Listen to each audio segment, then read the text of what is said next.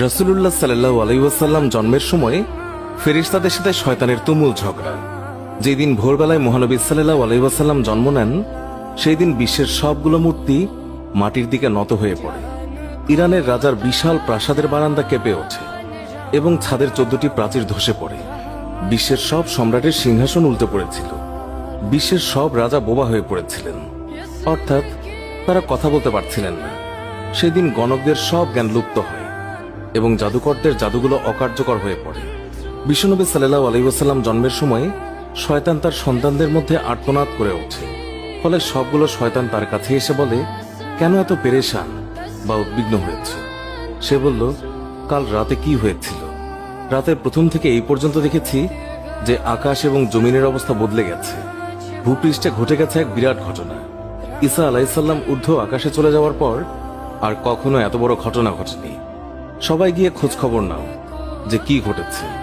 শয়তানরা চারিদিকে ছড়িয়ে পড়ে এবং ফিরে এসে বলে, কই, কিছুই তো দেখলাম না। বড় শয়তান বা শয়তানের নেতা তখন বলল, এই বিষয়ে খোঁজ খবর নেওয়া আমাদের কাজ। আর তারপর সে পবিত্র মক্কার কাবাঘর সংলগ্ন অঞ্চলে আসলো। সে দেখল যে ফেরেশতারা কাবাঘরের চারিদিকে ঘিরে রেখেছেন। শয়তান সেখানে ঢুকতে চাইলে ফেরেশতারা হুঙ্কার দিলেন। ফলে সে ফিরে আসে এবং চড়ুই পাখির মতো ছোট হয়ে হেরা পর্বতের দিক থেকে সেখানে প্রবেশ করে। জিবরাইল আলাইহিস সালাম বললেন, ওরে অভিশপ্ত, ফিরে যা। সে বলল, হে জিবরাইল, আমার একটা প্রশ্ন আছে, বলতো আজ রাতে কি ঘটেছে? জিবরাইল আলাইহিস সালাম বললেন, সর্বশ্রেষ্ঠ নবী মুহাম্মদুর রাসূলুল্লাহ সাল্লাল্লাহু আলাইহি ওয়াসাল্লাম আজ রাতে জন্ম নিয়েছেন। শয়তান প্রশ্ন করল, তার মধ্যে কি আমার কোনো কর্তৃত্বের অংশ আছে? সে তথা ইবলিস বা শয়তান আবার প্রশ্ন করল, তার উম্মতের মধ্যে কি আমার কোনো অংশ আছে? জিবরাইল আলাইহিস সালাম বললেন, হ্যাঁ। ইবলিস বলল, আমি সন্তুষ্ট হলাম। হযরত হালিমা বর্ণনা করেন, শিশু মুহাম্মদ রাসূলুল্লাহ সাল্লাল্লাহু আলাইহি ওয়াসাল্লামকে আমার গৃহে আনার সাথে সাথেই রহমত বরকত প্রকাশ হতে লাগলো। এত পরিমাণ দুধ নির্গত হলো যে রাসূলুল্লাহ সাল্লাল্লাহু আলাইহি ওয়াসাল্লাম এবং তার দুধ ভাই একান্ত তৃপ্তির সাথে দুধ পান করে ঘুমিয়ে পড়তেন। আর উটনির দিকে চেয়ে দেখতে পাই সেগুলোর স্তন দুধে পরিপূর্ণ হয়ে গেছে।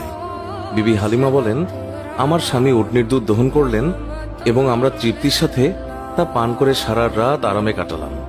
দীর্ঘদিন পর এটাই প্রথম রাত্রি যাতে আমরা শান্তিতে ঘুমিয়ে পড়লাম। আমার স্বামী বললেন, হালিমা, তুমি খুবই ভাগ্যবান এক শিশু নিয়ে এসেছ। আমি বললাম, আমারও এটাই ধারণা, এই শিশু অত্যন্ত সৌভাগ্যবান। বিবি হালিমা আরো বললেন, মক্কা থেকে ফেরার পথে শিশু মুহাম্মদকে কোলে নিয়ে যে দুর্বল বাহনটিতে চলতে লাগলাম, মুহাম্মদ রাসূলুল্লাহ সাল্লাল্লাহু আলাইহি ওয়াসাল্লামের